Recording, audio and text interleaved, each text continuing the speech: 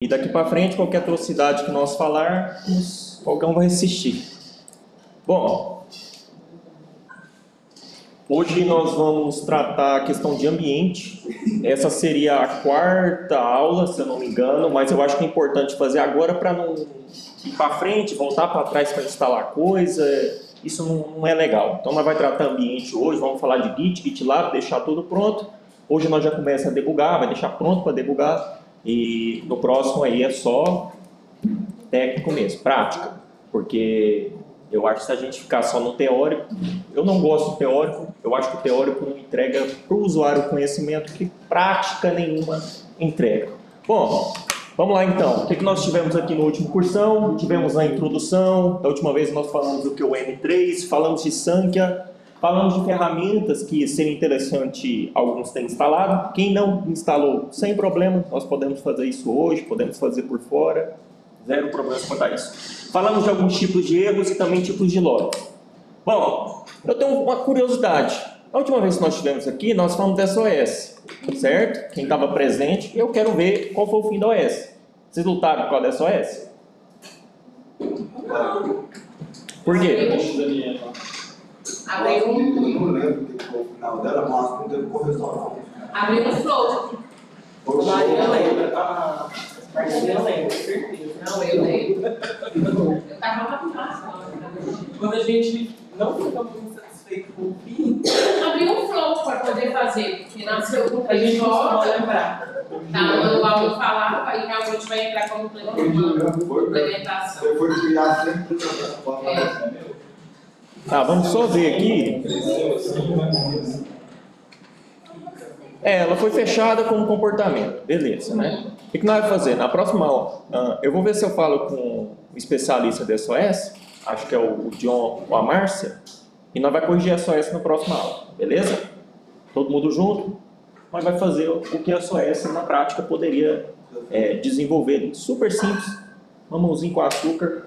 Então, nós voltamos a falar da SOS novamente. Não a OS Sankhya, né? Ela vai fazer por fora, né? Nada de conflitar interesse entre SD e indústria. Bom, beleza então, vamos continuar então. As ferramentas que eu disse da última vez, seria interessante vocês terem instalado. Tem alguns participantes novos aí. Se não terem instalado, tudo bem. Basicamente são essas. Entra uma nova ali, que não é exatamente um instalador, é o Java Decompiler.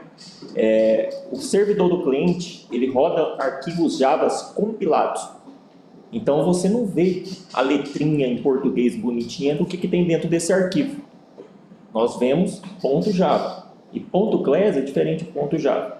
Então esse Java Decompiler ali em vermelho, ele é uma ferramenta para você converter arquivos de extensão class para extensão Java, para você conseguir ler aquele código que está rodando lá no cliente. Isso aí é muito usado quando se fala de Frankenstein, Hot Deploy, que é, por exemplo, o cliente está na versão 4.30 e ele não quer ir para 4.31, que ele resolve o problema dele. Aí uma coisa que nós podemos fazer é o tal do Frankenstein. Eu arranco um pedaço da 4.31 e só esse pedaço eu jogo lá no cliente. Entende? Então eu monto uma versão que não existe do Sankhya naquele padrão. Isso é o Frankenstein. Bom, IntelliJ Community Edition. O IntelliJ é uma ferramenta muito forte no mercado há muitos anos e ela sempre foi paga. E recentemente, nos últimos anos, ela lançou essa Community Edition, que é uma versão grátis, só que tem menos recursos. Para quê? Para manter base de usuário. Então a galera usa por causa do Java. Eu quero usar o IntelliJ para JavaScript. Aí você tem que pagar. Então essas versões hoje em dia são muito populares e muitas seguem ali a política do Open Source. Open Source é um código aberto na internet, qualquer um pode pegar, qualquer um pode editar, qualquer um pode corrigir um erro. É um código sem remuneração. Obviamente, atrás de todo Open Source tem a versão paga, atrás de toda versão paga tem remuneração. Bom, VS Code, o Eclipse. O Eclipse eu coloquei na versão 12 de 2024, mas se alguém instalou o Eclipse, aqui a gente vai desinstalar ele. A Sankhya por muitos anos ela usou o Eclipse como uma ferramenta de desenvolvimento para o back-end. Você pode usar ele até para JavaScript, mas ele está sendo descontinuado. Nós já estamos começando a usar apenas o IntelliJ E o principal motivo do Eclipse, que é uma ferramenta bem antiga, obviamente ela recebe atualização, funciona muito bem, é que a Sunky ela tinha um plugin. Um plugin é uma extensão do software, um complemento. Para quem joga o jogo era uma DLC, entende? Então a gente tinha uma DLC chamada Sunclipse, que é um plugin para o Eclipse. E aí eu chegava aqui na Sunky, um funcionário que veio lá de São Paulo, já usava o IntelliJ. O que ele fazia? Ele usava o Eclipse. Você fala, nossa, que coisa velha, né? Que coisa feia. Eu saí de uma aplicação tão moderna para usar Eclipse. Então, nesse ano passado, agora a Sunky lançou o Eclipse Standalone. Para quê? Para você não depender de uma ferramenta de back-end. Você pode usar o IntelliJ com o Sunclipse Standalone, você pode usar o Eclipse com o Sunclipse Standalone, você pode usar qualquer ferramenta que atenda os interesses da Sunky e sua capacidade técnica, obviamente. Vamos falar também do GitLab. O GitLab não instala, ele é web. O GitHub, que é um concorrente, ele tem um instalador. E por fim, Git, plataforma Git. Bom, alguém não tem esses carinhas instalados? Ou a maioria? Tá. Eu acho que esse passo de instalar nós pode fazer por fora. Eu acho que é melhor porque vai levar um tempo. Mas dependendo aqui, nós podemos. Depende do TI, né? Porque o servidor está bloqueado. Ah, vocês não têm admin? Não, é a senha do administrador que o pessoal tem que colocar. Então, sempre quando a gente baixa e vai instalar, precisa deles colocar a senha. Então vamos ter que fazer por fora mesmo. Tá, eu acho que dá para mandar para o TI alguns programas e eu não sei se pelo domínio eles conseguem instalar, né? Quando você falou que a gente vai desinstalar o Eclipse, a gente vai instalar esse aí? Dá para usar o IntelliJ. Eu tenho outro, eu baixei o VS Code, o GitLab eu tenho. O VS Code eu tenho também, o IntelliJ eu baixei, mas eles conseguem instalar porque precisa da senha e aí eu tenho algumas outras. O VS Code, pode pessoal, o VS Code é uma ferramenta de front-end. Dá para ver Java lá? Dá. Dá para subir o Hitfly lá? Dá. É uma ótima ferramenta de pesquisa. Mas se você quer deployar o seu servidor, a sua base remota, disparado você vai ter que usar o IntelliJ ou o Eclipse. Porque é lá que tem o Hitfly. O Hitfly é um concorrente, por exemplo, do Tomcat. O que é isso? Como é que eu posso falar? Imagina que sua aplicação tenha 5 programinhas que rodam em conjunto. Um para logar, um para fazer pedido e um para importar do Mercado Livre algum pedido que você recebeu remoto. Você precisa subir esses 3 caras no mesmo localhost, no mesmo endereço, na mesma URL, vamos dizer assim. Eu posso usar um servidor de aplicação como o Wildfly ou o Tomcat para subir isso tudo junto. Então, eu faço o gerenciamento do meu servidor e lá dentro eu posso ter N pacotes, N programas. Então, aqui na Sunky, com a quebra do monolito, se vocês comparar, por exemplo, um deployment antigo com o atual tem 1 zilhão de AR, 1 zilhão de pacote funcionando ali paralelo, por exemplo. O que é isso que eu estou falando? Todo cliente nosso, seja lá na máquina dele virtual, no Linux, no cloud, no computador no fundo da empresa dele, vai ter um Hitfly rodando, versão 11 ou 23, que é o que temos aqui na Sunky.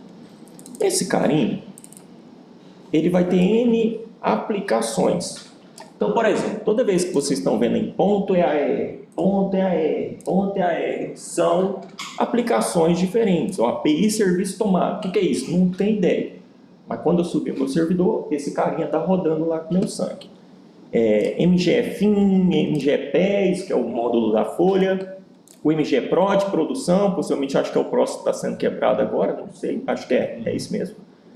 O Place, SAS, telemetria, o Turnkey é uma coisa que entrou no final do ano passado, que é uma nova forma de integrar projetos para o cliente, chama micromódulo. A gente conhece a aplicação monolítica, Sunky AW, o módulo quebrado, que é o livro fiscal, o pessoas, WMS, e por fim, o micromódulo. O que é o micromódulo? Eu coloco ele no cliente quando eu quero, eu tiro ele do cliente quando eu quero, eu atualizo ele no cliente quando eu quero e o cliente não sabe. O pessoal fala que é o famoso bichinho na maçã. Eu dou uma maçã e a maçã tem um bichinho lá dentro. Então isso aqui é uma forma de eu entregar uma atualização, uma correção para o cliente, alguma coisa sem ele nem ver, porque está rodando lá por trás. Isso é um micromódulo. Então o Turnkey é o primeiro micromódulo aqui da Sun a rodar em produção, já está nos clientes também. Aquela troca do geral do SUP, utilizou essa ferramenta? Como assim? Eu passei de todos os clientes direto. Cara, é uma longa história de explicar o funcionamento do micromódulo. Esse cara aqui é principalmente para a implantação do Wizard. Sabe o Wizard lá, acelerador de implantação? É esse projeto aí. Aquilo lá que eles mostrou de BIA, a BIA também usa esse cidadão aí. Bom, então nós entendemos ali que tem vários carinhas e vamos continuar. GitLab. Todo mundo está acessando o GitLab aí? Beleza. Alguém não tem acesso ao GitLab? Show. Então nós vamos acessar o nosso GitLab aí. Como vocês podem ver, o login é sempre feito por autenticação de e-mail. Então, enquanto seu e-mail na conta do Google da Sun que estiver ativo, você vai ter o seu acesso normal. Bom, quando acessamos aqui o GitLab, nós temos basicamente a página inicial de projetos. Eu posso criar um projeto novo, não é recomendado, acho que não vai ter permissão. Eu tenho o meu perfil, status, configurações, N projetos, certo? Bom, possivelmente nenhum de vocês vai ter o projeto SunKW e vai ter algum módulo que vocês atuem ou conheçam. O que eu vou pedir? Nós vamos escolher aí, primeiro o SunKW e nós vamos favoritar ele.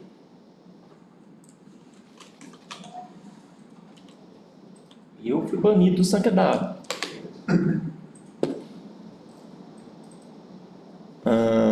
Talvez o filtro não está... desculpa, é porque eu já adicionei ele no favorito, aí não está aparecendo na lista. Mas basicamente, nós vamos favoritar dois projetos. O SunKW é um módulo da sua escolha, de preferência um que você trabalhe.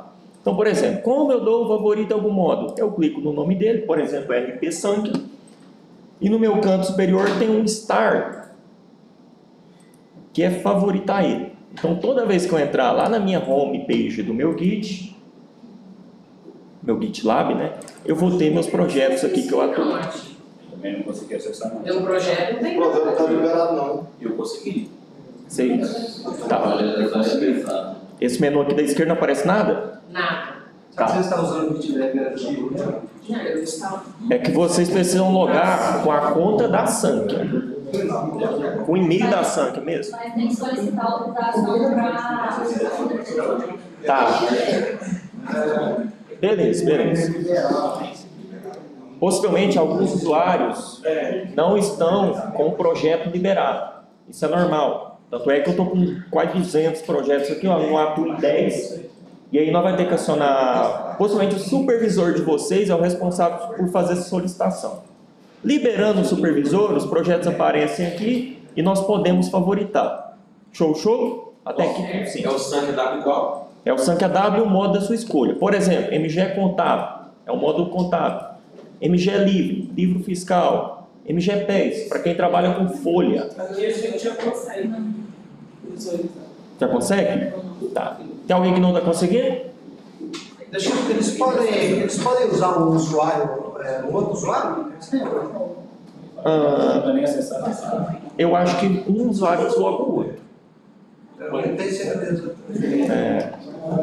Na prática, não, porque você vai ter que logar com o usuário do colega na sua máquina, e aí vai Gmail, vai planilha, vai tudo junto, sabe? Tá, mas depois nós vamos voltar atrás disso aí, tranquilo. Bom, deixa eu ver se eu tenho algum projeto aberto.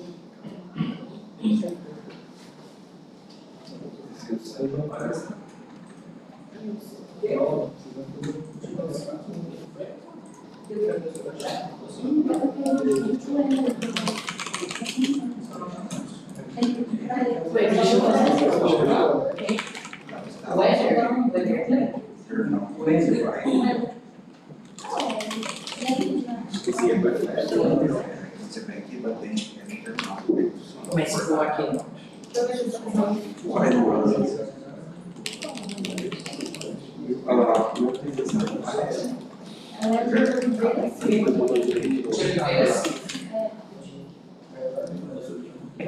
Tá, o que nós vamos fazer, pessoal? Para quem não tem acesso a um projeto do Sankia, vai clonar um projeto qualquer. Eu escolhi o TheBeaver. TheBeaver é um manager de banco, ele é open source, tem a versão paga, tem a versão Community Edition.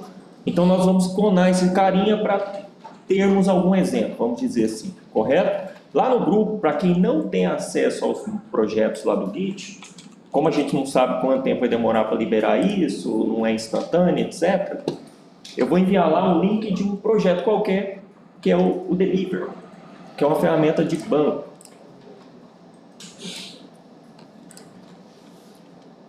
Só esperar esse carinha aqui. Então nós usamos esse carinha para quem não tem acesso ao projeto, depois nós vamos voltar e coloca todo mundo junto. Bom, eu não respondi o Murilo, hein? Ei, Murilo. Tá, deixa eu mandar ele com Pocket. O Sunclipse já tem data para parar? Ainda não. O Sunclipse não para.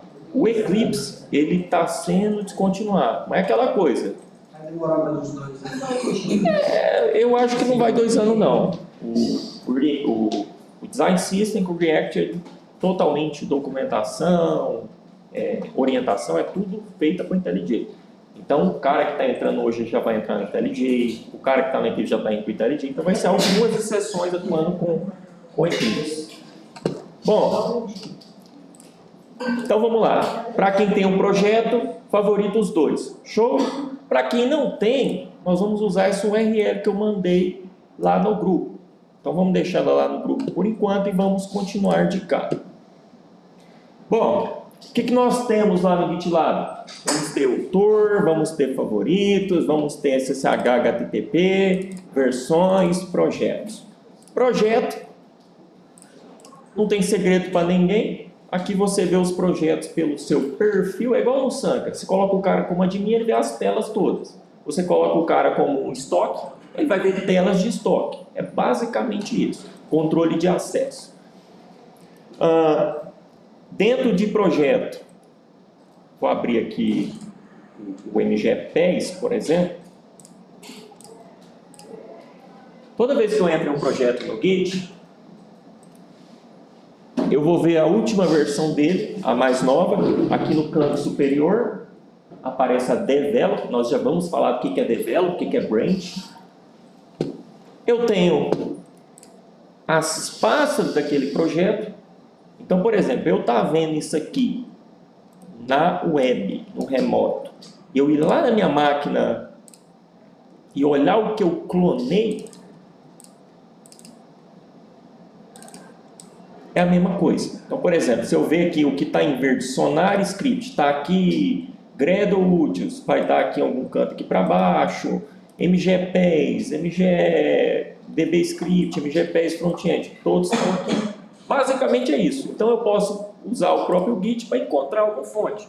Então eu posso vir aqui, por exemplo, e pesquisar, sei lá, funcionário. Ele vai me mostrar todos os carinhas, vai ter extensão HTML, vai ter extensão XML, PNG ou Java. Deixa eu ver se tem algum claro aqui. Empresa Java, por exemplo. Então, eu também consigo ver fontes pelo próprio projeto, pelo próprio Git, consigo ver histórico, saber quem alterou aquilo, quando, padrão. Por exemplo, a última vez que alterou isso aqui foi o Josias. E se eu clicar no nome dele, eu consigo ver quantos arquivos ele alterou, quantas linhas ele colocou, quantas linhas ele apagou. O que está só em verde é um arquivo novo. Deixa eu ver se tem alguma alteração aqui. Esse aqui foi a implementação nova.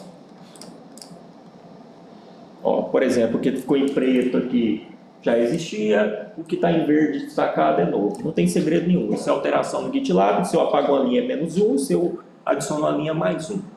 É muito comum, por exemplo, quando a gente trabalha com fonte, que tem um código lá super antigo e a pessoa foi lá e arrumou indentação. Indentação arruma, como é que eu posso falar? Para quem tem toque, tudo que abre e fecha fica alinhado. Indentação é deixar tudo alinhadinho, tudo bonitinho, em cima, embaixo, início, fim. Às vezes a pessoa arruma a indentação, ela estraga esse histórico e ela ganha uma culpa de um problema que não é dela. Aí você olha e fala, fulano mexeu aqui, mas na verdade também nem mexeu. Talvez ele só arrumou lá, mover um espaçozinho e o nome dele ficou registrado como usuário que fez a alteração. Bom, o que mais aqui nós temos aqui? Os favoritos, o tour, SSH, projeto. Toda vez que eu entro no projeto Git, ele vai te dar normalmente duas opções para clonar, que é o quê? Baixar na minha máquina uma cópia daquele histórico de versionamento remoto. No canto superior sempre tem um clone. O que é esse clone com SSH? Toda vez que eu for clonar o projeto, dar o Enter para baixar do remoto, ele vai autenticar por chave criptografada. A Sunky não está usando isso. É aquelas SSH, aquela chave que é gerada, que expira em X. Tipo um acesso remoto. É tipo um acesso remoto, perfeito, é um ótimo exemplo. Então, via SSH eu vou autenticar uma vez, e nessa uma vez ela vai depender de uma chave criptografada. O que é esse HTTPS, HTTP que é o mais comum? Toda vez que eu clonar, eu estou autenticando. Toda vez que eu der o Enter, eu estou autenticando. É basicamente isso a diferença. Então, quando aparecer essas duas, a gente usa sempre o HTTP, que é o mais comum. Se o projeto te pedir para fazer o login com o Git, vai abrir um pop-up via Git mesmo na sua tela, abre uma interface para você digitar usuário e senha, da mesma forma que vocês estão fazendo. Aí você fala, pô, mas como é que eu vou logar lá com o Git se eu logo com o e-mail eu nem sei minha senha? Existem tokens. Você pode criar um token nada mais é do que um usuário e uma senha criptografada. Então, eu usaria esse cara nesse momento. Bom, esse é o projeto, certo? Aqui nós temos na esquerda N menus. Por exemplo, membro, quem está desenvolvendo, issue, a Sunky não trabalha com issue, ela trabalha com OS, é por isso que a gente usa o Sunky com OS. A issue é a evolução das OS, mas a Sunky não usa. Os merge request, o que é um merge request? Alguém fez alguma alteração e mandou para alguém aprovar. A responsabilidade na Sunky é sobre quem aprova, não é sobre quem fez. Então, por exemplo, o desenvolvedor foi lá e alterou uma regra de uma fórmula de cálculo na folha e quebrou no cliente. A culpa não é do desenvolvedor. A culpa é do arquiteto que deixou ir para o cliente errado. Então, existe a questão da responsabilidade. Tudo que tem um merge aqui, ele tem alguém que fez e alguém que está responsável por liberar aquilo para o cliente. O internet aqui é lenta, hein? Rapaz. Então, por exemplo, vamos abrir um qualquer aqui. O Felipe Marra dos Santos, ele mandou para o Dalmi Alves Ferreira uma revisão. Só que eu acho que o merge foi aberto errado, porque não tem nada, não tem nenhuma operação. Talvez isso aqui, enfim, furou. Péssimo exemplo. Deixa eu pegar o outro aqui.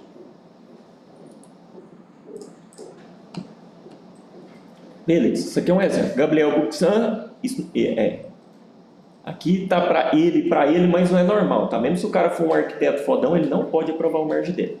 Ele depende de uma outra pessoa. Imaginar, eu fiz, eu que aprovo, isso não é certo. Então ele deu o V, tipo assim, ele aprovou, mas não mergeou. Aqui é outra pessoa que vai ter que vir aqui e falar, não, se ele aprovou, eu confio nele, vamos levar esse cara para produção. E eu vejo a alteração da mesma forma. Isso aqui foi gerado por um OS. A gente está fazendo também uma migração de Sunky OS para Kanbanize. O Kanbanize não tem OS, ele tem card. Então, futuramente, todo ticket vai gerar um Kanbanize, um card, e não uma OS. Hoje eu acho que está gerando OS ainda, o o Zendesk gera um OS lá na rotina de vocês, uma pessoa manualmente transforma esse OS em card. Eu acho que isso é temporário até virar só card. Futuramente, ou daqui a um mês? Nós já não trabalhamos com essa manutenção. A antiga manutenção já não usa OS. Então talvez é um teste de entrada só que usa OS agora. Entende? Então o dev lá que está corrigindo o erro agora está arrastando o card. O que é esse Kanbanize aí, Ati? Não, eu vi a carinha dele a última vez que você abriu, eu falei, nossa, muito melhor. De visualização, eu achei, né?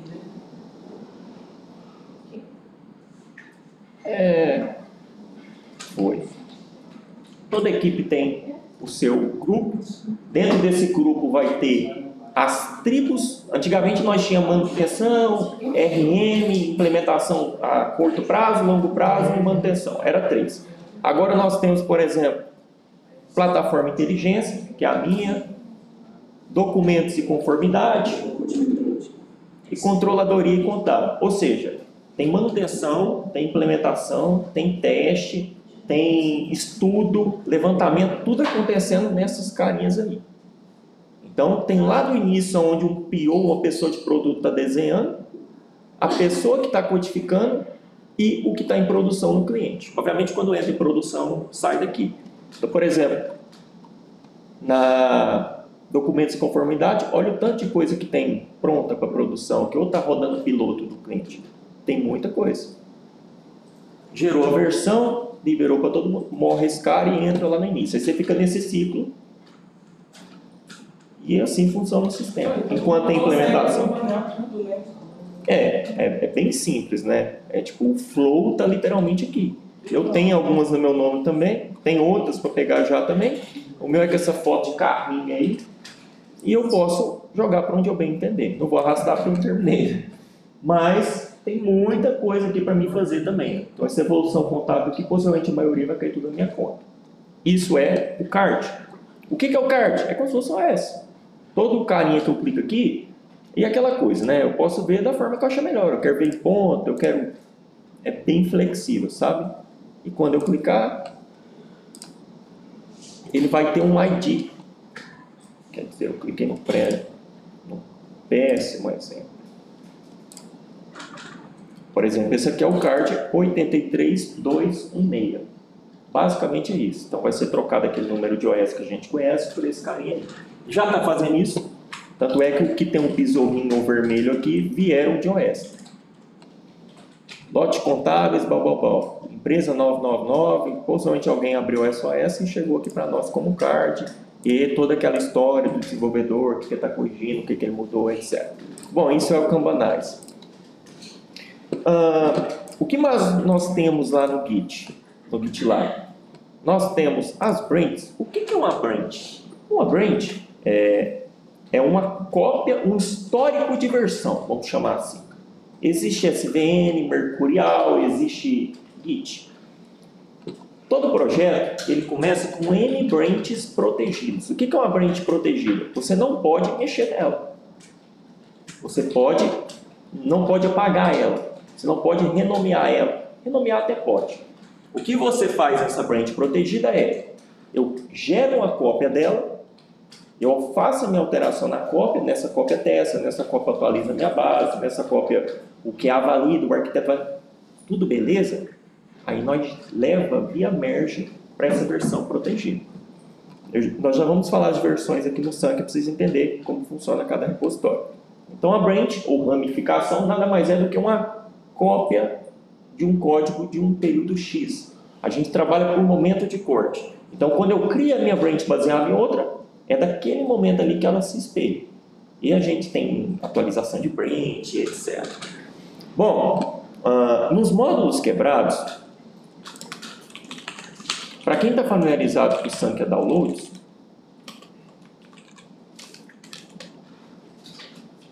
nesse histórico de versões, eu consigo baixar qualquer pacote do Sun, que a gente vai usar isso bastante para ler código-fonte.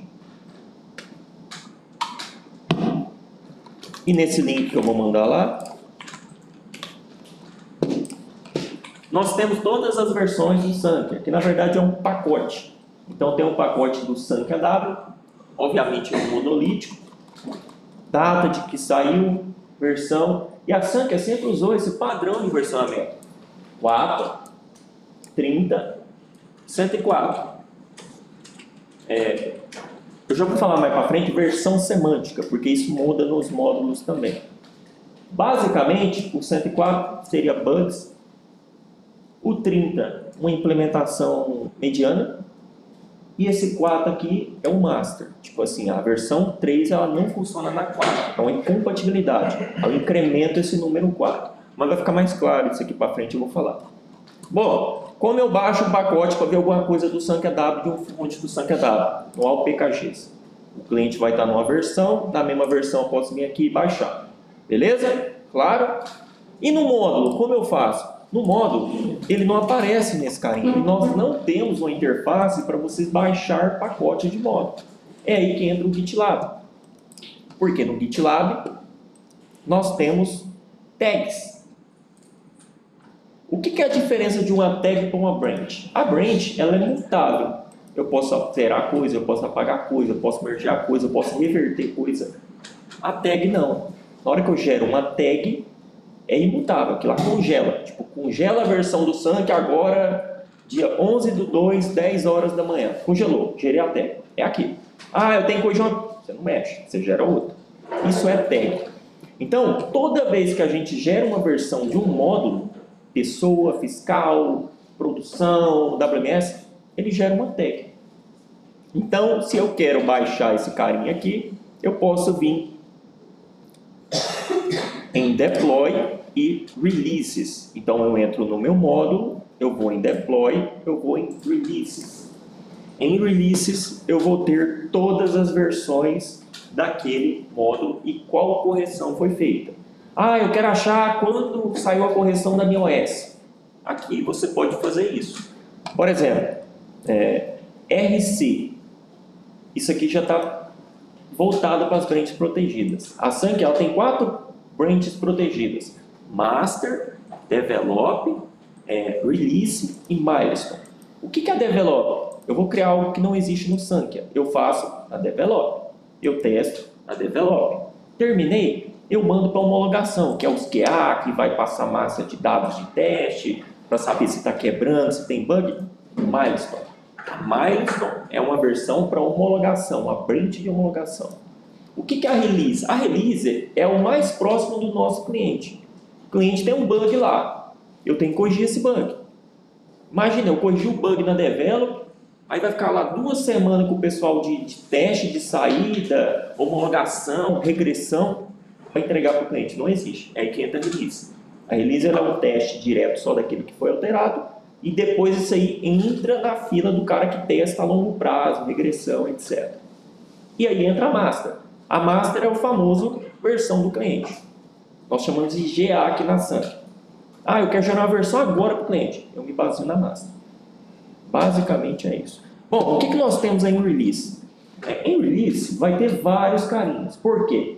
Aqui não tem apenas versões em produção do cliente. Tem versão da Develop, que eu te falei, da Milestone, que o QA está testando, que está tendo a regressão, que está tendo a automação. Tem a versão do próprio Dev, por exemplo, implementando. Tem tudo aqui. Então, o que interessa a gente aqui é as versões que não são da Develop. Por exemplo, deixa eu ver se eu acho uma aqui. Aqui tem uma. Então, por exemplo, quando não tem Dev, RC, MS no nome, é uma versão de cliente. Eu tenho certeza que essa 5.23.4 aqui está disponível para o cliente baixar lá. O que ela corrige? SOS e SOS. Então, eu posso até ver por um release o que o Dev fez para corrigir minha bomba aqui. Por exemplo, ajusta valores do IGPM e NPC. O que o cara fez? Eu clico aqui e direto eu já vejo o código do que ele fez. Olha o que foi difícil. Ele tirou 2 variáveis finais que não mudavam e zerou elas. Ele inicializou a variável. Inicializar algo quando eu crio ele, eu deixo ele limpinho. Eu não posso criar algo sem inicializar, porque talvez ele vai ficar num status de não definido. E se eu tento ler não definido, pode dar um no pointer. Então, inicializar eu inicio e deixo ele limpinho. Ah, eu vou apertar no botão de novo? Eu deixo ele limpinho no início. Toda vez que eu apertar no botão, eu limpo ele, embaixo eu carrego, limpo, carrego. Porque dependendo se você tiver um laço, uma estrutura de laço, se eu não limpar ele aqui, eu posso pegar um valor do anterior na próxima vez. Então, ele inicializou e dentro do loop ele pega o valor. Era exatamente esse o problema. No início do código, sempre pegava o valor. Possivelmente tinha mais de um, não pegava o valor do segundo, e aqui o que ele fez foi isso. Eu sempre inicializo, eu sempre pego o valor de cada linha. Resolveu o problema? Olha que simples. Quanto tempo você demorou, hein? Entre o ticket e entregar essa versão para o cliente? Muitos dias. E é isso que a gente quer combater. Dá para simplificar. Bom, então tá aí. Aonde eu pesquiso a correção da minha OS? Quando é um módulo? Aqui dentro. Posso dar um Ctrl F aqui, se tiver o número da minha OS. E aí vai aparecer todas as versões que tiver a correção. A versão que ela testou, a versão que vai para homologação, a versão que vai para o cliente, que é sempre a última. Show? Lembrando que aqui tem N páginas e, obviamente, tem uma forma também de ver essas tags via código lá no fonte, via Git. Mas não acho que não faz muito sentido você ver uma tag, o que é o código fonte da tag. Isso aqui está falando basicamente o que é o teor dela, então é perca de tempo. Bom, Aqui, por exemplo, às vezes a gente sabe o OS, mas eu não sei o módulo especificamente. Eu não consigo fazer a pesquisa geral. não. O release ele é para o projeto. Mas aí na próxima aula a gente vai diferenciar qual é o fonte do meu projeto. Entende? Aí vai ficar bem simples esse carinha aqui. Obviamente, cada dia que passar vai ter mais módulos quebrados, então simplifica bastante isso. Bora continuar. Depois vai fazer. Vamos ver o que eu tenho aqui para frente. Acho que eu pulei uns 3 aqui, não? Pulei. Bom, o que eu estava falando das versões é esse aqui. Basicamente, o SunKW ele trabalha com 3 versões: GA, Dev e RC. Dev, implementação. RC, homologação. E GA, preciso gerar agora 440. Eu vou lá, pego a GA, corto ela, está pronta a versão do cliente. Módulo, Develop, Release, Milestone e Master, que é o que eu expliquei. Isso aqui é um exemplozinho de quando é que eu incremento cada um. Ali aquele exemplo que nós vimos, ele está na 5.23.3, por exemplo. 5.23.3. Esse carinha aqui eu não vou entrar porque, como eu disse, não entra para cliente. Aqui nós temos a Major no caso, a Minor e, por fim, o Patch. Se eu quero corrigir um bug, eu sempre incremento esse carinha aqui. Se eu tenho alguma coisinha pequena, uma feature pequena, eu coloco aqui. E quando eu tenho compatibilidade, aquela implementação gigantona, mudança de layout, refatoração de cálculo de imposto e tudo, eu vou incrementar esse carinha aqui. Basicamente é isso. Nós já falamos disso, vamos continuar, nosso tempo está correndo. Git. Todo mundo tem Git instalado na máquina? Não tem? Tá. Eu vou mandar lá no grupo.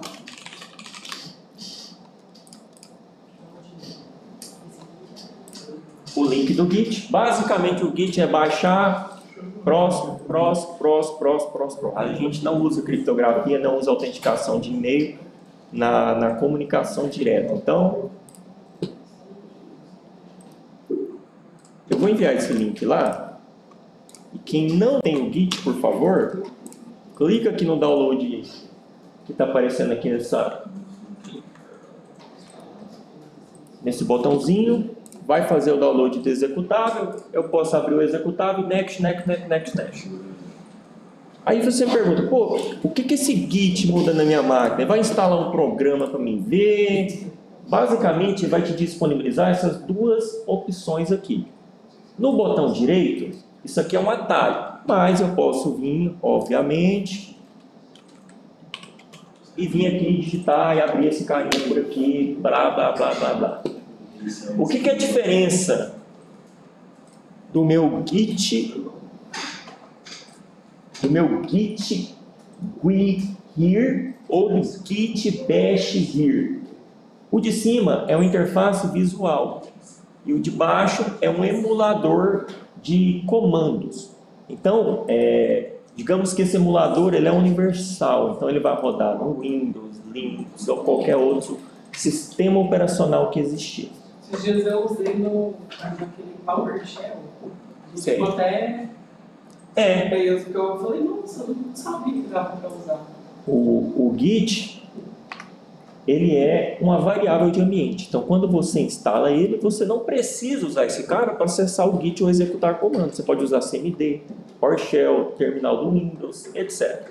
Assim como aplicações externas. Por exemplo, eu tenho o Git instalado. Eu não quero usar esse carinha ali para me commitar. Vocês estão vendo aí que o meu repositório, esse tem uma setinha verde? Isso aí chama Tortoise Git, que é outra aplicação. Com o Tortoise, eu tenho a interface, na minha opinião, mais simples de todas para você ver qualquer alteração. Deixa eu pegar um fonte aqui bem comum. Live UFD Service. Quem que é esse fonte? Esse fonte é responsável por geração de FD fiscal, ICMS e IPI. Então, qualquer coisa, está dando erro para gerar o SPED. Está dentro desse carinha aí. Eu posso dar o botão direito nele. Da mesma forma que o Git disponibiliza 2 atalhos, o Tortoise Git está aqui, ó. Eu posso commitar, eu posso trocar de branch, eu posso ver log. Olha tanto que é simples ver a alteração nesse carinha aqui. Eu tenho o nome do cara que fez, a data de quando ele alterou e aqui embaixo o que ele mexeu. Por exemplo, ajuste conflito. Deixa eu pegar, ó, complemento de correção da OS, blá blá blá, blá blá blá. Aqui embaixo, o Sandro Hirose, ele alterou esses 2 arquivos. O que ele alterou? Quero ver. Eu posso comparar o que era antes e o que ele fez. O que está em laranja era antes, o que está em amarelo ele fez depois. Ou seja, nesse exemplo aqui a correção foi remover código. Olha que interessante. Então, às vezes, a gente tem tanta regra no código que se torna desnecessário. Eu começo a tratar coisa que eu não deveria. Mas o Tortoise é outra coisa. É outra coisa. Nós não vamos usar Tortoise. Por quê? A gente vai usar terminal. A gente vai no comando mesmo. Mas a gente consegue fazer essa comparação. Tudo. Ah, a interface é mais fácil? Sim. Só que aí é aquela coisa. Você anda de bicicleta ou você põe a rodinha para andar de bicicleta? Tem uma diferença, sabe? E é gigante. Bom, vamos lá então. O que nós vamos fazer? Primeiro nós vamos criar uma pasta. Cria uma pasta e de preferência essa pasta ela fica dentro da SKJava. Para quem usa o disco C ou o disco D, crie uma pasta chamada SK-Java. Para criar uma pastinha, botão direito, novo, pasta. Show?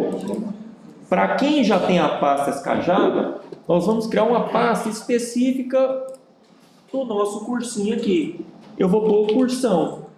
Você pode colocar o nome que você bem entender. Repositório, meus projetos. Beleza? Em cursão, eu vou clonar o meu primeiro projeto. Ah, eu tenho aqui um módulo. Escolha um módulo. Beleza? Escolha um módulo quebrado. Eu não tenho módulo, porque meu usuário não acessa. Vamos usar o link lá do grupo, que é o deliver. Vamos supor que eu não tenha um módulo aqui.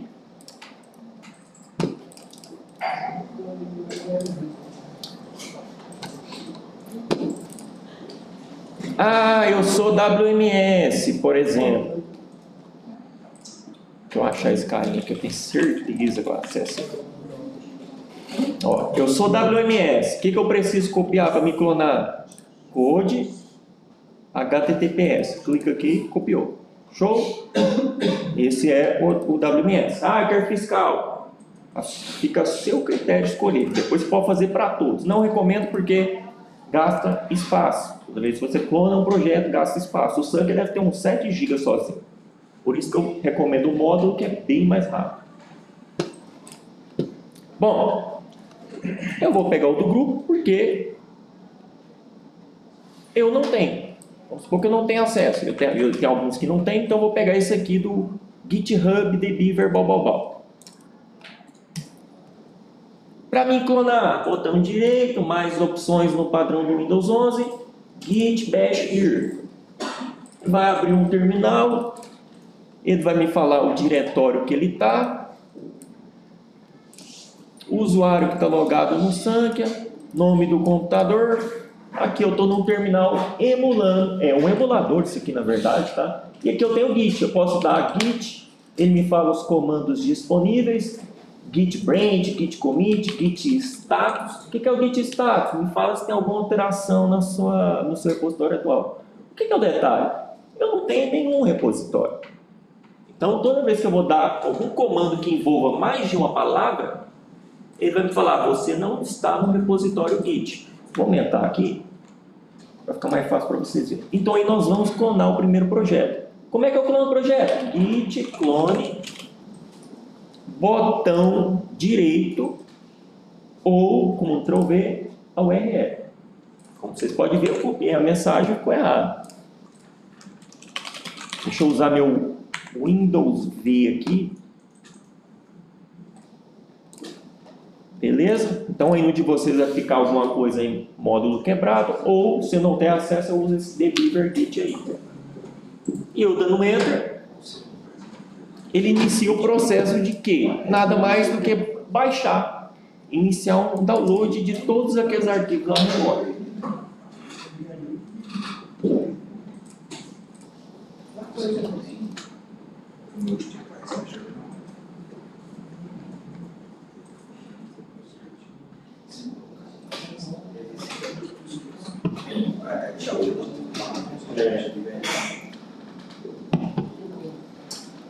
Bom, o que é o detalhe? Um erro comum para quem está começando a usar o Git. O repositório base, a minha pasta base, eu clono. Comandos eu executo dentro da pasta do meu projeto. Então, eu não vou clonar aqui e sair usando. Não, esse cara aqui está criando uma pasta que é lá dentro que eu devo executar meus comandos. Posso usar um CD e ir para a pasta? Posso. É um terminal, eu consigo navegar entre diretórios, mas eu não vou ensinar isso porque não é relevante. Melhor nós sempre abrirmos o diretório direto lá. Terminando de clonar aqui. O Atílio, o meu tá com ele, pelo aplicativo não contrato quando Eu também não instalou lá. se eu abrir o bash por fora, tem como eu apontar a pasta que vai fazer o comando? Não entendi. Você não abriu? Aí, ó, aí você vai em git bash here, né? Isso. Tá dando aplicativo eu encontrá-lo. Possivelmente é variável de ambiente. Então, eu acho que é porque a gente instalou, né? Instalou. Mas eu consigo abrir esse git bash por fora. Já tinha um que estava funcionando. Entendi. O que acontece? Ele fica aqui como atalho. Esse cara está atrelado a alguns binários. Se eu mover os binários, renomear, ele não acessa, sabe? Pode ser por isso. A forma mais barata de você resolver isso é reinstalar. Mas reinstalar, Foi isso que eu tem que fiz. desinstalar ele. É porque o reinstalação já tem a opção dele de reinstalar, sabe? Só que eu tive uma instalação que eu não conseguia acessar essas duas opções. Aí eu reinstalei e continuou do mesmo jeito. Aí eu desinstalei e falei, vou começar do zero. Na instalação tem dois flagzinhos para eles virem. E aí foi quando eu consegui visualizar eles novamente. Não sei se é a mesma situação. Dá para você sobrepor a instalação. Pode ser. Mas aí, o Atílio, se você for iniciar e digitar git bash here, você vai achar também. Aí tem como eu fazer por lá? Então, você pode fazer por lá. Você está falando que esse cara aqui funciona e o outro não. Digita git bash, é esse aí, bash. Tem como fazer por aí? Claro. Aqui o que funciona? Quando a gente usa esse terminal, a gente entra no padrão Unix ou Linux. Então, esperar ele carregar aqui, que está fazendo um login. Não parece um Git. Eu posso fazer um PowerShell, isso tem que ser. Não, você tem que instalar o Git. Se não aparece o Git, isso. Ó, Aconteceu isso. Só que só na instalação ele não marca essas duas opções. quando você está dentro desse terminal aí, ele vai entrar nesse. Deixa eu abrir aqui, aumentar, né? Ele vai abrir esse caminho aqui. Quando eu dou cd espaço ponto, eu volto no diretório, certo? Então agora eu estou em C. O seu está em qual? C users. C users. Então dá um cd ponto. E aí nós vamos entrar. Tá. Aí você vai cd sk. Você tem a pasta? Não, eu criei, né? Tá, mas ela está dentro de SKJava, show? Está dentro de C. Não, nós temos que criar a pasta dentro de SKJava. Por quê? A gente tem rotinas de segurança interna que vão gastar a performance da máquina de vocês fora da SKJava. Então Pronto. basicamente, CD espaço começa a digitar o diretório, o meu é porção, eu dou tab completa. E se eu der Enter, eu entro naquele diretório via navegação no próprio terminal. Aí eu poderia dar o meu... Aí eu poderia já digitar meu comando aqui, git clone, e cola aquela URL lá, HTTP.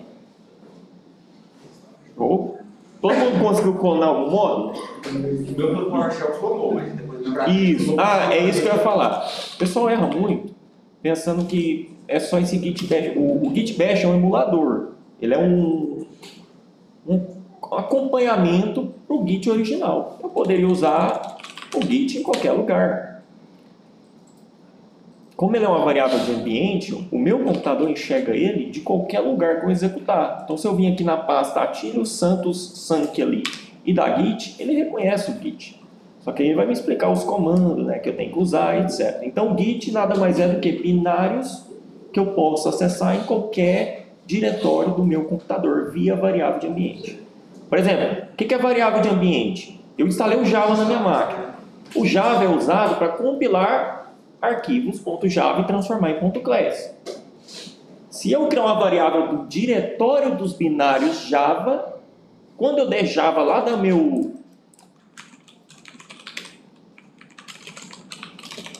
Se eu der Java daqui, da pasta C, deixa eu aumentar, né? Ele vai reconhecer. Então, se eu der um Java V, acho que é Java Version, né? Java Version, ele reconhece. Assim como o Javac, ele também reconhece. Javac é o compilador. Java, o padrãozão que nós usamos aqui. Aí depois dá para distinguir JRE, JDK, mas não acho isso relevante. E a versão muda também o que esses tracinhos que eu estou dando aí é um argumento, vamos dizer assim. Dependendo do programa, vai ter um padrão. Por exemplo, Git. Se eu der git d, tá vendo? E git delete é a mesma coisa. Então, eu estou dando um argumento chamando quem? Git. Aonde está Git? Lá na minha System32, possivelmente eu criei uma variável de ambiente, assim como cmd. O pessoal vem aqui, ó, cmd. O que é cmd? É um programa que está em algum diretório do Windows, principalmente System32. WSL está no Windows, e aí por aí vai, Ubuntu, as distribuições. WSL é a nossa próxima aula para nós termos o backup da máquina, da base remota de cada um aqui, tá? Então, se vocês ficam um pouquinho para trás hoje, não conseguiu o ProGit, me chama no chat, nem que depois do horário nós faz um meet, para colocar o seu ambiente em dia. Obviamente, a questão de liberar o projeto é por parte do supervisor de vocês. Show? Vamos tocar? Porque tem muita coisa e a gente está torrando tempo. Tá, eu vou pôr para clonar aqui um projeto qualquer, que vai ser o WMS, na minha escolha aqui. Esse carinha, fechar esse cidadão. O meu dbeaver está lá, criou a pastinha. Eu quero navegar dentro do dbeaver, ver as versões dele, as branches. Eu entro aqui. Eu só não fui com o PC verdinho aí. Não, o verdinho é um programa de terceiro. Vocês podem ignorar esse verdinho. Vocês vai ficar só a pastinha mesmo. E eu posso vir no Get Bash Here. Quando eu entro no Get Bash Here, ele abre para mim uma nova informação visual aqui. Já falei o que é cada um, diretório, blá. Ele me fala a branch atual. Então lá no dbeaver, a branch dele de desenvolvimento não é develop, não é devel. Isso no dbeaver. Na Sankhya, não. Então, vou voltar na minha pasta base e vou clonar o meu segundo projeto, que poderia ser outro módulo, enfim. Git clone, o comando você pode começar sempre a digitar ele antes de carregar. Antes de carregar, o terminal ele é conta corrente, eu chamo, né? Você não precisa esperar printar as mensagens para começar a digitar. Vamos clonar aqui então o WMS. É um módulo bem pequenininho. Vamos continuar a nossa apresentação? Porque nós vamos falar de alguns comandos aqui. Git é um sistema de controle de versões distribuído. Por que distribuído? Porque cada contribuinte ou desenvolvedor tem na sua máquina uma cópia do histórico de todo o versionamento. Vamos chamar assim. Então, controle de versão distribuído. Bom, quando a gente fala de Git, no ambiente de desenvolvimento, tem muito comando. Não coube ali. Na esquerda tem o que vocês precisam para ler fontes. Na direita é o que vocês não precisam e não vão usar. Então, Git são comandos. Cada comando faz alguma coisa. Para vocês, são 4 comandos, na verdade, né, importantes. O git clone, para clonar o projeto. O git fetch. O que é esse fetch? Vamos supor que na minha máquina...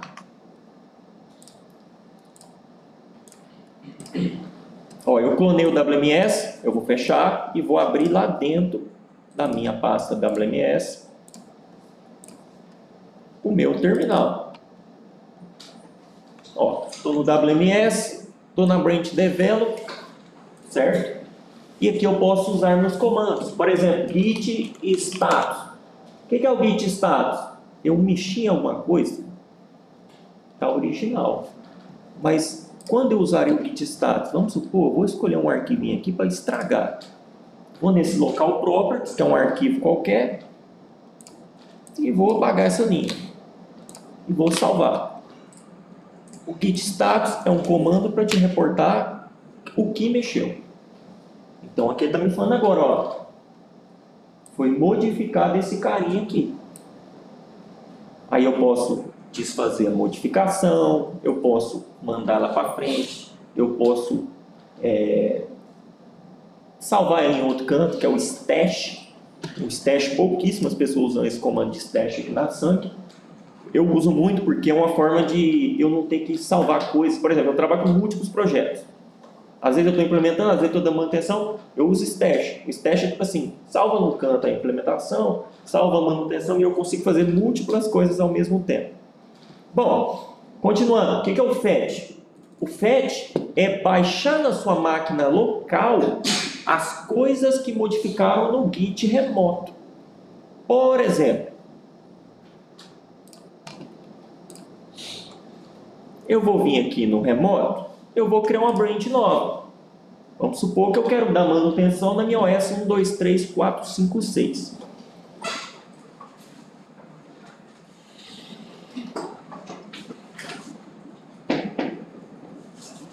Show. E aí eu vou criar uma branch nova. O nome dessa branch vai ser hotfix. Eu vou colocar um nome até diferente para o pessoal entender que eu estou brincando aqui, né? Vou chamar de bugfix 1, 2, 3, 4, 5, 6. Show? Eu vou criar ela baseada em uma branch protegida develop. Criar. Tem nome. Tem padrão de projeto. Sabia disso não? No fiscal, eu não preciso seguir o padrão. Aqui tem padrão, viu? Que triste agora, hein? Bom, então criei minha fit dev aqui 1, 2, 3, 4, 5, 6 e ela existe. Só que na minha máquina, eu clonei meu repositório faz 10 minutos. Então, meu repositório está igual a 10 minutos atrás. Ele não conhece aquela branch nova. Na Sankhya, eles falam que para você entrar numa branch, por exemplo, eu estou na develop aí, show? E eu quero ir para da minha OS, por exemplo, que eu criei para mim brincar lá, estragar, eu dou um checkout. O que é esse checkout? É criar uma branch. Só que ele cria uma branch local. E a Sankhya não trabalha assim. A Sankhya sempre cria a branch remota e eu local baixo a remota. O que o pessoal faz? Eles vêm aqui, põem o nome da branch, deixa eu copiar o nome dele, que é esse aqui, ó. E dá um force. Por quê? O force, ele cria local, aí dá um erro lá falando, você não pode criar local, você tem que criar remoto. o force vai pegar remoto. Então é uma gambiarra usar esse comando. Não é o ideal você usar esse comando. Qual é o correto? Eu criei minha branch lá remota e um dos nossos comandos aqui é um switch. O que é switch? Entrar. Troque minha branch atual por outra. Então, eu sei que eu estou na atual develop e eu quero ir para minha nova, que é essa 1, 2, 3, 4, 5, 6 aqui. Então, eu faço um switch. Git switch e eu colo ela. O que é o detalhe? Eu clonei meu repositório 10 minutos atrás. Eu criei essa branch faz 2 minutos. Ela não existe aqui. É aí que entra aquele comando fetch. O que é o fetch? PAV. Ele dá o U de tudo e o V é o verbose. É listar aquelas letrinhas. Toda vez que você vai ver alguma coisa gerando lá, tipo, gera um SPED, você fica mostrando um monte de letrinha, você está perdendo tempo para gerar um SPED performance só para mostrar a letrinha. Isso é um verbose. Então é opcional, eu não preciso ver tudo que está fazendo, mas eu gosto. Por exemplo, eu quero saber tudo que ele vai baixar do remoto. Então vamos executar esse comando aqui, que é o git fetch PAV para quê? Para ele baixar a minha nova branch, que é esse carinha aqui que ele falou que não existe na minha máquina local. Eu esqueci que toda vez que você seleciona e aperta o botão direito, ele copia, tá? Git fetch PAV. Então ele vai me falar tudo que ele vai baixar na minha máquina. Se o Joãozinho deletou uma branch antiga lá e ela ainda existe aqui no meus index, ele apaga também. Ó, olha o que ele me falou. Ó, eu fui lá no remoto, lá nessa URL aqui, eu atualizei algumas branches suas. Por exemplo, a develop, ela está up to date, que é o quê? Eu não mexi nada, está pronta, está ok. Todas essas aqui estão ok. Mas olha que interessante. Tem um new branch aqui. Que é o quê? Alguém criou uma branch nova e eu coloquei aqui na sua máquina. Para quê? Se a sua máquina local puder, ela reconhece. Então agora o meu computador, que antes eu dei um switch aqui, ele falou que não conhece, vai reconhecer. Então eu posso vir aqui, git switch. E aí eu começo a digitar o nome dela. Ele é por like. Então enquanto o nome repetir, ele não sugere. Por exemplo, tem várias devs ali. Aí eu escolho 1, 2, 3. Se não tiver nenhuma outra, ele completa. Completou. Essa é a forma de eu trocar minha branch atual. Então agora eu saí da develop e fiz um switch para minha feature. Beleza? Bem simples. Então, git clone, git fetch, git switch. Continuando. O último comando importante, git pull. O git, ele é por momento que você dispara, momento de trigger. Quando você puxa o gatilho, ele atualiza. Não existe isso de, amanhã quando eu começar, atualiza automático. Não. Dá para automatizar? Claro que dá para automatizar, mas por padrão ele não faz isso. É aí que entra o pull. O que é o pull? Atualiza minha branch local com alguma coisa da remoto. Git pull. O comando correto, né? Você podia pôr o origin, master, develop, mas você não precisa. Hoje em dia está mais simples. Se você der um git pull, ele vai lá no remoto e vê se alguém mexeu código na minha feature dev 1, 2, 3, 4, 5, coloca na minha máquina local agora. Obviamente nós criamos ela agora e não vai ter nada. Mas ele vai olhar só para esse repositório. É só para branch. Só para branch. Por exemplo, aqui eu estou te falando uma branch que assim, eu criei. Você concorda que se eu criei vai ser muito difícil alguém usar? É difícil. Mas vamos supor que você está olhando uma que muitas pessoas usam. Vamos levar para o caso real aqui. Eu vou pegar um módulo quebrado meu. Aqui, MGL fiscal. Entrei na pastinha dele, cliquei fora. Git bash here. Bom, ele me fala que ele já está na release. Eu estou na release aqui. Ok. Será que mudou alguma coisa da release entre ontem e hoje? O git pull vai me falar. Então, se qualquer pessoa mergeou alguma coisa lá, ele vai lá abaixo e joga aqui para mim. Olha o tanto de coisa que mudou aí. Mas agora eu fiquei confuso. Quando que a gente vai usar o Git pull em relação ao Git fetch? Você vai usar o Git fetch, ele é para atualizar referência. Qual branch foi criada, qual branch foi deletada, qual tag foi criada. Se eu quiser voltar para a branch que estava anterior... A seu critério. Fica a seu critério. Eu uso esse comando do Git. Que nem eu disse, são 4 branches protegidas. Normalmente, se você quer ver fonte, você vai ver nessas 4. Só que você vai ver na segunda-feira, vai chegar a sexta. O que eu faço sexta? Git pull. Git pull começa a análise. Sempre, padrão, entrei, git fetch, git pull. Essa é a boa prática para você não ver código que alguém mexeu. Entendeu? Então, são 4 comandos. O git checkout está aqui, mas que nem eu disse, o checkout não é usado na estrutura da SAM. Ah, eu posso criar uma branch local na minha máquina? Claro, pode. Mas se você for trabalhar com o remoto, na hora que você mandar para o remoto, vai ter alguém te bloqueando, falando, você tem que criar pelo remoto. Então, clone, fetch, switch, pull. Bom, vamos continuar? Clonando o projeto, já passamos por essa parte. O Java Decompiler. Para quem não tem o Java Decompiler, vamos deixar ele pronto. Nós vamos usar bastante esse carinha. Eu vou mandar o link lá no grupo. Copiem esse link, acessem pelo browser favorito de vocês. Quando a gente baixar ele, vai ter um monte de opção, certo? Nós vamos nesse aqui, download, e aí nós podemos pegar a versão zipada. Eu me mandei de novo. Mandei errado também.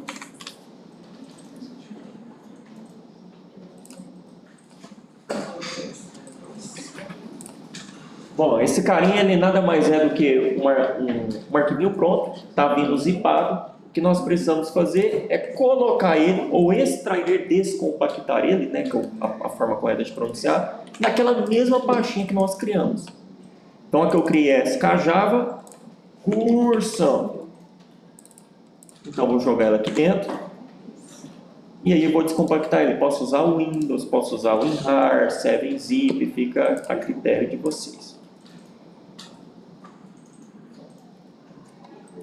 Tem que ficar tudo dentro do SKJava? É recomendável o que nós vamos fazer. Porque nós vamos escalar isso aqui para debugar. E para debugar, nós vamos consumir recurso de máquina, performance vai ser um problema para vocês. O computador de vocês tem o que de RAM? 16? Todo mundo? É, poderia ser pior, né? Tá bom, 16 GB é bom. Eu preciso de outro projeto no seu livro, obrigatoriamente, para a gente seguir com o curso? Você não tem acesso a nada, correto? Não, eu tenho. Eu só não sei qual que eu pego aqui. É, você pode usar qualquer módulo. Se eu pegar o SANCADAB... Pode ser o SANCADAB. Mas você falou que ele é muito pesado? É, ele é pesado, sabe? Mas pode clonar ele. É porque eu vou ter conhecimento... Nós vamos precisar do SANCADAB na próxima vez. Por que eu não vou falar dele hoje? Se todo mundo for clonar aqui esses gigas, vai demorar um tempinho. Entende? Então, assim, vai ficar o meu carinha lá na minha pastinha do cursão, que é o Java Decompiler. Eu vou renomear para Java Decompiler. Beleza? Dentro dele tem um exe. Esse exe, eu renomeei a pastinha. Veio com o nome blá blá blá, eu fui lá, Java Decompiler. Vem um exezinho lá dentro, que eu posso criar atalho desse carinha na área de trabalho, mais opções e enviar para a área de trabalho. Ou toda vez que eu precisar abrir ele, eu entro aqui dentro, clico 2 vezes. Esse é o Java Decompiler. Nas próximas aulas nós vamos usar ele bastante, porque nós vamos arrastar fontes que a gente está analisando para ler o que é que tem naquele código. Beleza? Bom, vamos lá. Esse é o Java Decompiler. Se alguém não conseguiu instalar ou teve dificuldade, pode me acionar. Vamos continuar? Para nós não estourar nosso tempo igual da última vez. VS Code. Todo mundo tem o VS Code instalado? O VS Code não tem segredo para instalar. Baixou, próximo. Ah, mas eu não entendo inglês. Eu tenho dificuldade com inglês. Que nem eu disse na última aula, o VS Code tem muitas extensões. Esse ícone aqui na esquerda, aqui, ó, ele é de extensões. Então tem extensão para pintar ele, para pintar as letrinhas, para pôr fotinha, para pôr meme. O que você querer fazer, tem muita coisa para ele. Por exemplo, tem Python, tem coisa da Sankhya mesmo. Então nós vamos instalar VS Code. Nós vamos instalar o SNK Code, é uma extensão da Sankhya. Então eu abro o VS Code, para quem tem ele aberto, eu vou aqui nessa caixinha da esquerda, SNK Code. Eu dou o botão direito nesse carinha, install. Vai ter um botãozinho aí de install, ou instalar. Atilho, eu tenho muita dificuldade com inglês. O VS Code está tudo em inglês, está confuso, eu não sei o que é. Tem uma extensão para colocar em português. Então, se eu colocar aparece aqui, ó, Português Brasil Language Pack. E se eu der o botãozinho azul instalar, ele vai baixar, vai instalar, vai perguntar para reiniciar, você põe sim e vai estar tudo em português da próxima vez que você abrir ele. Beleza? Então, o Português Brasil, o SNK Code, tudo certo? Tem mais algum outro que a gente precisa instalar? Olha, tem visual, é opcional, sabe? Eu uso bastante um chamado Codium. Ele não está aparecendo aqui porque eu não estou aberto na minha pasta. Os outros é mais personalizado, é mais experiência. Por exemplo, você tem um computador, você cola um adesivo nele. É onde você quer colar o adesivo, qual adesivo você quer colar. Então eu não vou recomendar porque eu acho que nós foge um pouquinho do originalzão, do cru mesmo. O SNK Code demora para instalar, sabe? Não muito. Depende da sua máquina. Mas você pode apertar, pode deixar ele pensando lá no cantinho. Tá, continuando então, IntelliJ. Eu já falei para vocês que nós não vamos usar o Eclipse aqui. Por quê? O Eclipse está sendo descontinuado na Sankhya, não é recomendável assim. Ninguém vai falar que não pode usar, mas todo mundo vai vender o IntelliJ. Imagina eu falar para você, como é que usa o Eclipse. Aí chega lá na frente, o cara está com o IntelliJ e você está com o Eclipse ainda. É ruim. Então vamos aprender com o melhor, que é o IntelliJ. Show? Dentro do IntelliJ nós temos Java, spoiler, Witchfly, Suncrypt Standalone, WPM, WSL, External Tools, Eclipse Keymap, tem coisa pra caramba. O que nós não conseguimos fazer hoje? O WSL. O que é o WSL? O WSL é uma forma dentro do seu Windows você ter um Linux idêntico ao nativo. Então você tem dois sistemas operacionais em uma máquina. O WSL da Sankhya eu implementei. Por que ele foi implementado? A Sankhya tinha muito custo com hospedagem cloud. Só na DTI eram 400 servidores hospedados. Isso tem um custo em dólar absurdo, é muita grana. Aí eu ganhei um desafio, implementei o WSL2 da Sankhya, que é uma documentação que está no Sankhya Learn. Eu vou compartilhar com vocês, lá tem vídeo passo a passo para instalar esse carinha aqui. Possivelmente vai precisar de infra também. E aí, esse cara nada mais é do que um Linux. Eu tenho um Linux, eu tenho os mesmos comandinhos, Bakegear Test, então eu crio a minha pastinha teste, eu tenho LS, eu tenho PWD, e eu tenho scripts. Então na Sankhya nós disponibilizamos para QAs e desenvolvedores 3 scripts: o configurar, o menu e o iniciar teste de automatização. Esse cara de baixo, ele testa a implementação numa base gigante de dados. Por exemplo, o cara mexeu no REINF. Tem uma base lá que gera REINF há 10 anos. Obviamente não 10 anos. Esse cara pode testar a implementação dele, o antes e depois. Por exemplo, será que a minha implementação estragou alguma coisa no REINF? Essa base ela tem todos os eventos, tudo. O SPED, todos os SPED, todos os eventos, tudo, registro. Então, esse cara é para isso. O de cima é o pessoal. Eu quero uma base minha para explodir aqui fácil. No WSL, isso virou mamão com açúcar. Olha o tanto que é simples eu ter uma base pessoal. Eu abro o script, ./script, ele tem extensão SH, e me dá um menu de opções. Iniciar container local, a gente vai falar de container para frente, container por imagem, para quem trabalha com Docker Hub, parar, baixar, criar, exportar, Ah, eu quero mandar uma backup para o coleguinha. Tudo por aqui. É muito simples. Como é que eu subo uma base para mim, SQL Server Oracle, para mim explodir aqui, testar uma atualização, qualquer coisa? Assim. Eu tenho um SQL, eu tenho uma Oracle. Eu escolho 1, 2 ou 3. Tá pronto. Eu não sei o que ele está fazendo nesse momento. Isso aqui por trás está rodando Docker. Então, por exemplo, você quer na sua máquina uma base agora, Oracle SQL Server. Você não instala nada. Você não instala SQL Server, você não configura a porta, você não... Ele faz tudo para você. Só fica para você subir o dump só. Isso. Se tiver o link do dump, você já joga ali e baixa. Se você querer mandar uma base para o coleguinha, eu quero jogar isso aqui para o cloud. Você consegue gerar backup. Então, o papel desse carinha aqui é te dar o controle sobre o banco da forma mais simples possível. Nós vamos usar esse cara para quê? Debugar. Quem que nós vai debugar? A base de vocês. Então, por exemplo, todo mundo vai gerar um link, correto? E aquele link nós vai jogar aqui dentro, esse cara vai trazer para a nossa máquina e o nosso IntelliJ vai ler da nossa máquina no banco e ainda vai conseguir debugar e tocar o barco. Ele consegue alterar o banco? Por exemplo, se eu tenho a Container Oracle, mas eu preciso da SQL. Aqui você consegue rodar 3 bancos simultâneos. Então, você consegue trocar, substituir, apagar, editar, manipular, atualizar, tudo. É seu. Você pode estragar ele, né? Mas tudo bem. Bom, é isso que vocês usam no dia a dia para divulgar a sim, toda vez que alguém fala, gera um link no backup, o cara está usando esse cara aqui. Então ele é muito usado lá. Mas no caso de acesso remoto, quando a gente não usa o acesso remoto é uma outra forma, certo? E é muito ruim. Acesso remoto é péssimo, porque a gente depende de sair de Uberlândia, ir para onde está o servidor de acesso remoto, o servidor de acesso remoto vai para o cliente. Então, entre São Paulo e o cliente, pode prejudicar a qualidade do acesso remoto. Então, acesso remoto, talvez o cara teste ele Uberlândia, São Paulo, é bom. Aí, às vezes, o cara testa ele lá no Maranhão, São Paulo, Uberlândia, o cara ainda está na VPN lá em Goiás.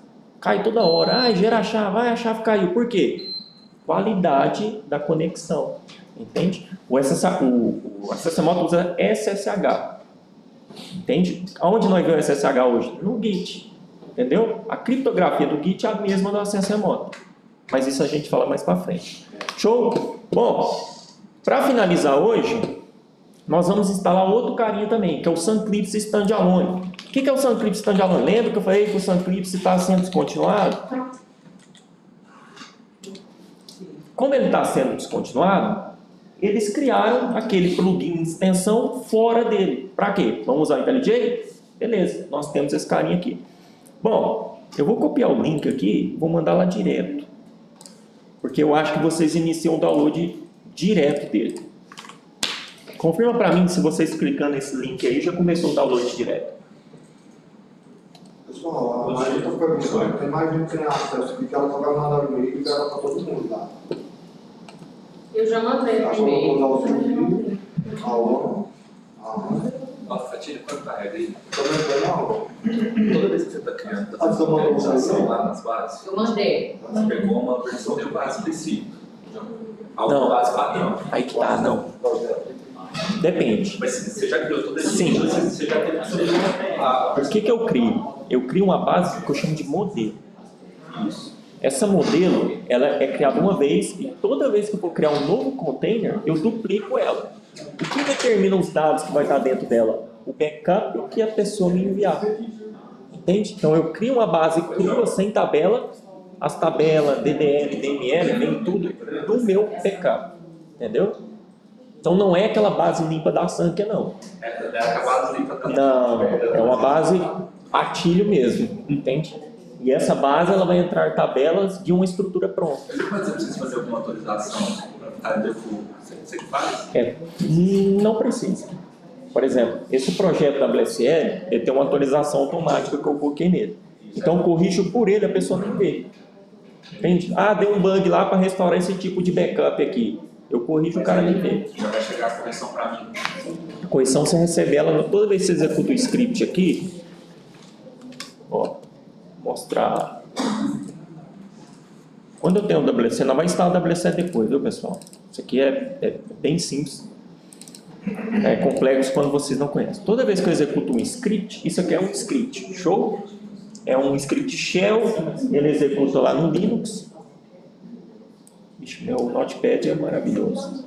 Ó, a primeira coisa que eu faço quando executo aquele script é chamar um outro script em Python.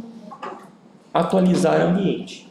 Esse carinha aqui, ele vai lá no Git, vê se teve modificação, faz um step, joga tudo fora, traz para a máquina do cara.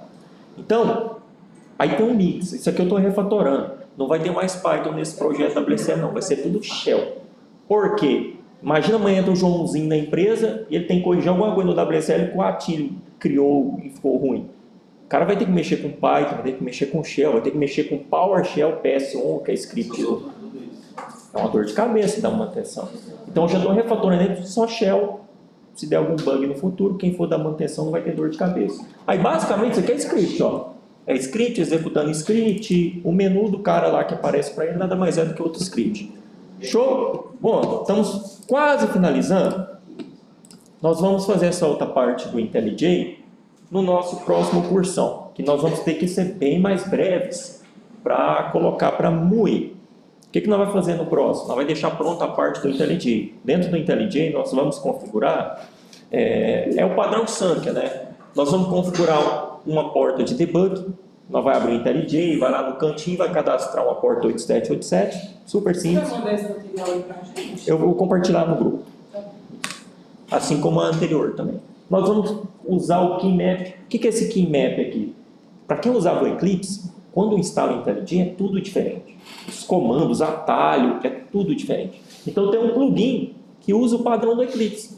Então se você tinha alguma experiência com o Eclipse, você não perde ela, mesmo usando uma IDE diferente. Nós vamos instalar alguns plugins para debugar aqui bonitinho. E aí é prática mesmo. Aí nós vamos começar com server log, observabilidade, monitor de consulta e log avançado e também tipo de erro. Então, por exemplo, eu devo olhar na fila da sustentação antiga algumas demandas, eu vou ver se eu compro uma roletinha daquelas físicas para colocar o nome dos 6 e quem cair vai... Vamos brincar, né? Ah, não? Que isso? Bom, hoje é isso. Hoje foi mais instalação. Ah, eu não consegui instalar o IntelliJ hoje. Ah, eu não consegui baixar o Sunclipse. O Sunclipse standalone que eu baixei ali, pessoal, ele é a mesma coisa. Só que nós vamos criar uma pasta lá na nossa pastinha para ele. Então, por exemplo, eu vou lá na minha pastinha do cursão, vou criar lá Sunclipse e standalone. O nome é a seu critério, o nome não impacta no resultado. Entro na pastinha e eu vou jogar o carinha que eu baixei agora lá para dentro.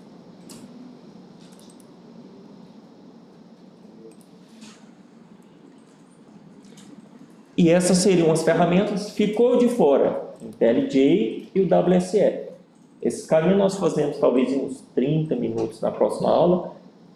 Eu acho que eu vou antecipar a próxima aula, porque ela ficou para sexta-feira, e sexta-feira, se eu não me engano, eu vou ter uma outra apresentação. Mas eu comunico lá no grupo, se mudar qualquer coisa, a ideia é antecipar ela, que eu acho que ficou muito longo os 10 dias. Porque imagina, nós chega aqui, nós esquenta, nós esfria durante a semana, esquenta, mas tem que pegar fogo e tocar o barco. Você extraiu aí pra dentro? Isso, eu extraí dentro de uma pastinha nova que eu criei, ele é esse carinha aqui, ó. Quando eu abrir ele, todo mundo vai ter essa visualização. Para quem usou o Eclipse alguma vez na vida, é um Eclipse cortado, vamos dizer assim.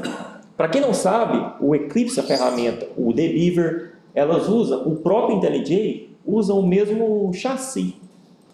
Então são todas as aplicações construídas no mesmo chassi, mesmo tipo de menu, entende? Então só muda a frente, por trás é tudo a mesma coisa. Isso aqui não é diferente. Então esse é o Sunclipse, aí eu vou explicar aqui que é o papel de cada carinha desse aqui, e nós colocamos isso tudo em prática. Show? Fica pendente então na próxima, standalone, IntelliJ, WSL e começa a prática. Dúvidas? Show. Qualquer pessoa que tiver dificuldade para instalar qualquer programa pode me chamar no privado. Talvez eu demore um pouquinho para responder, porque agora eu estou sofrendo com implementação, mas eu sempre respondo. E se necessário, nós pegamos um final de tarde com as pessoas que estão tendo alguma dificuldade e nós fazemos um mutirãozinho. Beleza? Show, show? Nada. Vídeo aí vai deixar. Vai compartilhar o vídeo pra gente, é ótimo. Vou parar de gravar agora.